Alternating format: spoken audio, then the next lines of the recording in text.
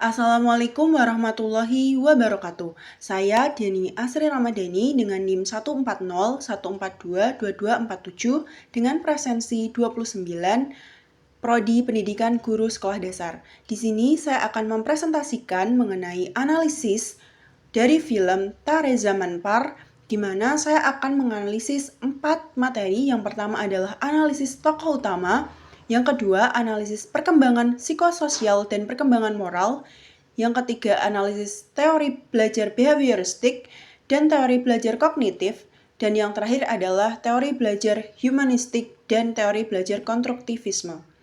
Dan berikut adalah analisis saya. Yang pertama, saya akan menganalisis tokoh utama dalam film Tare Zaman Par, yaitu adalah seorang anak yang bernama Ihsan. Di sini saya akan menganalisis mengenai perkembangan kognitif dan perkembangan bahasa dari Ihsan, di mana perkembangan kognitifnya menurut teori Piaget tentang tahapan perkembangan kognitif, Ihsan mungkin mengalami kesulitan dalam tahapan operasional konkret seperti yang dijelaskan oleh Piaget. Misalnya, dalam film, dia kesulitan memahami konsep-konsep matematika dan menghadapi kesulitan dalam mengikuti aturan tata bahasa.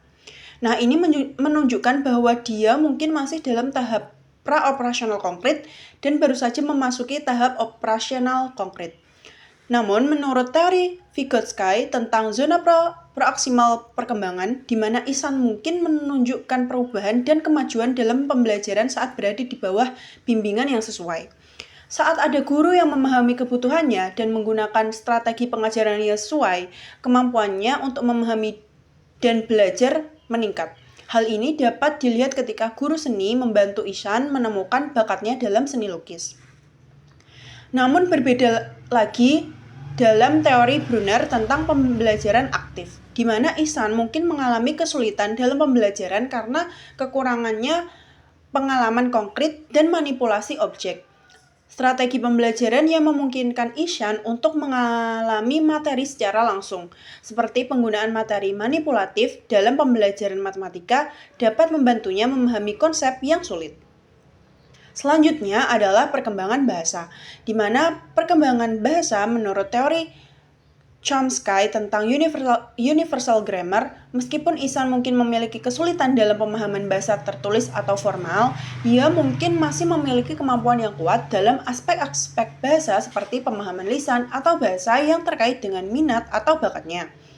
Namun, di lain hal, teori Piaget tentang bahasa dan pikiran, Ihsan mungkin mengalami kesulitan dalam memahami bahasa formal atau struktur tata bahasa yang kompleks, yang dapat terkait dengan tahapan perkembangan kognitifnya.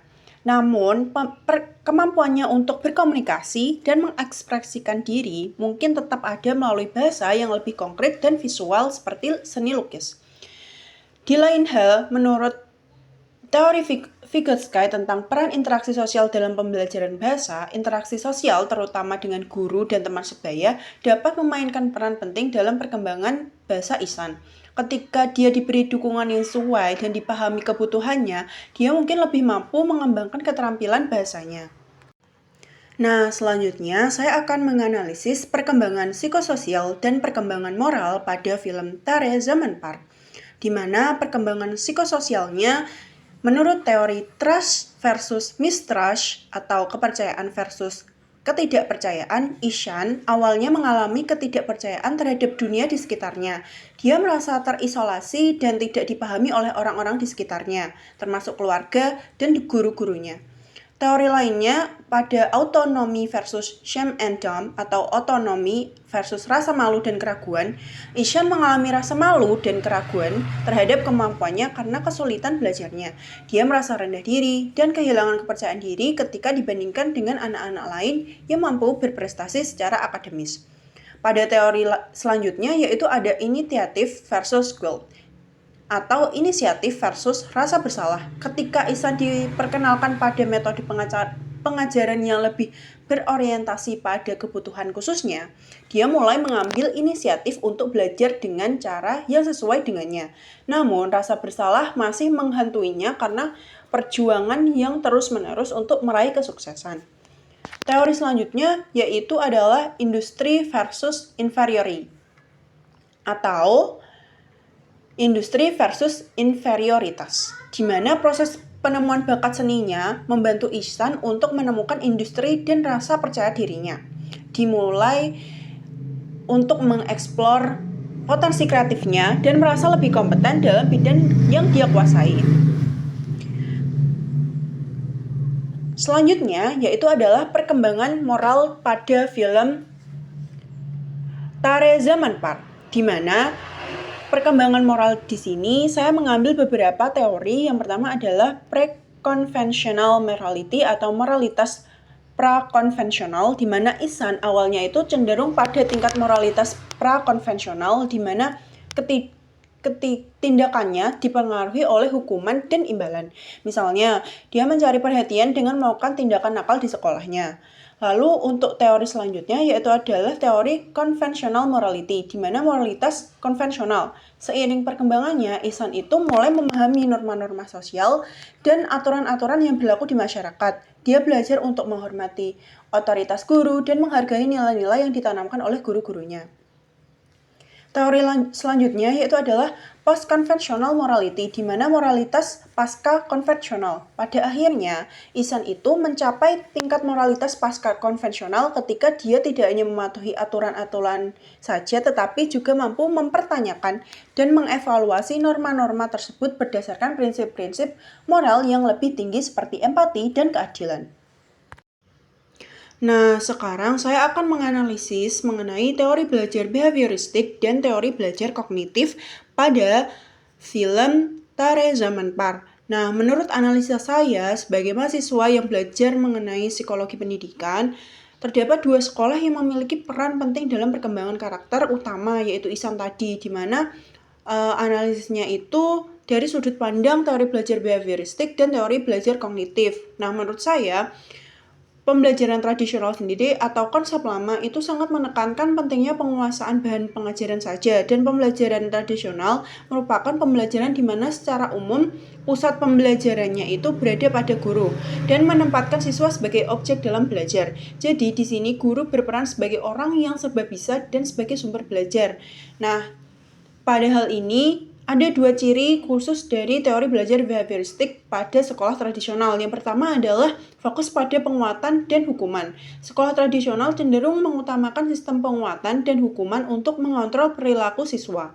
Contohnya pada film, di mana Ihsan mengalami hukuman dan penyiksaan secara verbal dari guru dan teman-temannya karena kinerja akademiknya yang dikira atau dinilai buruk.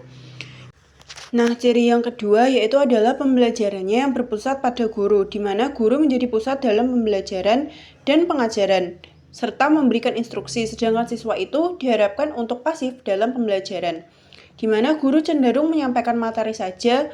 Masalah pemahaman atau kualitas penerimaan materi siswa kurang mendapatkan perhatian secara serius. Kegiatan pembelajaran yang selama ini berlangsung yang berpijak pada teori behavioristik, di mana banyak didominasi oleh guru. Nah, di sini saya juga ingin menganalisis perbandingan sekolah tradisional dan sekolah modern. Yang pertama, mengenai sumber belajarnya. Pada sekolah tradisional menggunakan single media yang bersumber pada informasi dari guru, sedangkan sekolah modern bersumber pada multimedia dari beberapa media yang digunakan. Yang kedua, dari bentuk kerjanya. Pada sekolah tradisional itu, siswa belajar secara mandiri dan menggunakan kemampuannya masing-masing, sedangkan pada sekolah modern, mereka cenderung untuk menggunakan bentuk kerja secara kerjasama atau kolaborasi. Yang ketiga adalah cara berpikir. Pada sekolah tradisional menekankan pada factual knowledge based learning, dan sedangkan pada sekolah modern cara berpikir mereka menggunakan critical thinking. Pada selanjutnya yaitu adalah pusat pembelajaran, di mana sekolah tradisional jelas mereka adalah pusat pembelajaran secara dari guru atau teacher center. Sedangkan pada sekolah modern merupakan pusat pembelajarannya itu berada pada siswa atau student center. Nah, selanjutnya saya ingin menganalisis juga pada teori belajar humanistik dan teori belajar konstruktivisme pada film tersebut, di mana pada teori belajar humanistik dalam konteks teori belajarnya fokus utamanya adalah pada pengembangan pribadi individu. Dalam teori belajar humanistik, belajar dianggap sebagai jika si pengajar itu memahami lingkungan dan dirinya sendiri. dan sesuai dengan film yang saya analisis, di mana pada karakter sekolah tradisional dalam film, keadilan sosial yang cenderung terabaikan, kurikulum yang kaku, guru-guru yang lebih berfokus pada transfer pengetahuan dan pembelajaran yang pasif, serta sistem penilaian yang lebih mengutamakan pada hasil akademiknya saja. Selanjutnya, analisis dari perspektif humanistiknya. Kurangnya perhatian pada kebutuhan emosional dan psikologis siswa, lalu kurangnya pengakuan terhadap keunikan individual dan potensi diri siswa, lalu pengalaman belajar yang kurang bermakna dan kurang memotivasi bagi siswa. Serta peristiwa dalam film, Ihsan ini diberi penilaian buruk dalam pembelajaran akademiknya dan dianggap malas oleh guru-gurunya karena dia kesulitan dalam membaca dan menulis. Nah, dia seringkali juga dihukum dan diperlakukan dengan keras oleh guru-gurunya karena ketidakmampuannya mengikuti aturan dan belajar seperti teman-temannya. Ihsan merasa terisolasi dan putus asa di sekolah ini karena ketidakmampuan untuk berprestasi seperti yang diharapkan oleh siswa-siswa yang lain. Nah, selanjutnya adalah teori belajar konstruktivisme, di mana teori belajar konstruktivisme sendiri sebuah teori yang memberikan kebebasan terhadap manusia yang ingin belajar atau mencari kebutuhan dengan kemampuan menemukan keinginan dan kebutuhannya dengan bantuan orang lain. Sehingga pada film ini sesuai bahwa si Ihsan ini belajar secara menggunakan teori belajar konstruktivisme, bukan menggunakan teori sebelumnya, yaitu adalah teori humanistik, di mana hanya berdasar pada pengembangan pribadi dan pemecahan kebutuhan psikologisnya saja.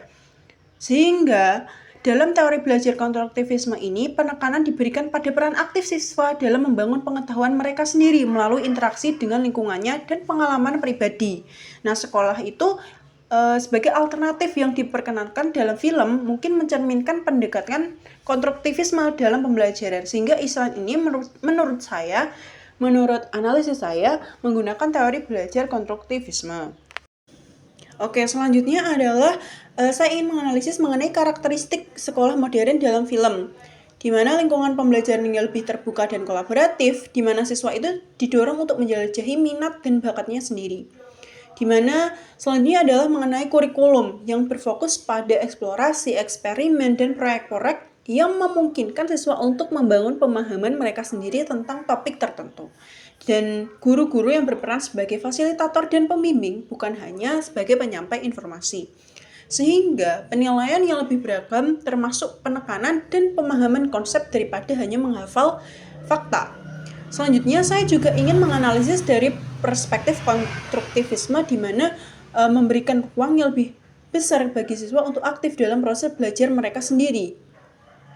Dan siswa itu didorong untuk kreatif, memiliki keunikan, dan melakukan pemecahan masalah yang kritis dalam pembelajaran, di mana memungkinkan siswa itu mengembangkan keterampilan belajar sepanjang hidup, seperti kemampuan untuk mencari informasi, berpikir kritis, dan berkomunikasi secara efektif. Di mana peristiwa dalam filmnya adalah ketika Ihsan mengalami kesulitan di sekolah tradisional ini, lalu dia dikirim oleh orang tuanya ke sebuah sekolah alternatif, di mana dia bertemu di depan dengan guru seni yang inovatif yang namanya Ram Shankar Nikum, di mana dalam film itu guru Nikum mengadopsi pendekatan belajar yang berpusat pada siswa, memahami keunikan Ihsan, dan membantunya mengeksplorasi bakat seninya. Sehingga dalam hal ini, film menurut saya menggunakan teori belajar konstruktivisme dibanding teori belajar behaviorisme. Dan dalam film sekolah ini, Ihsan juga diberikan kesempatan untuk mengekspresikan dirinya melalui seni lukis dan menentukan rasa percaya diri yang hilang. Nah, tadi adalah analisis saya dalam film Tare Zaman Par pada analisis tokoh utama, perkembangan psikososial dan perkembangan moralnya, serta teori belajar behavioristik dan teori belajar kognitifnya, dan terakhir yang saya bahas tadi mengenai analisis saya mengenai teori belajar humanistik dan teori belajar konstruktivisme.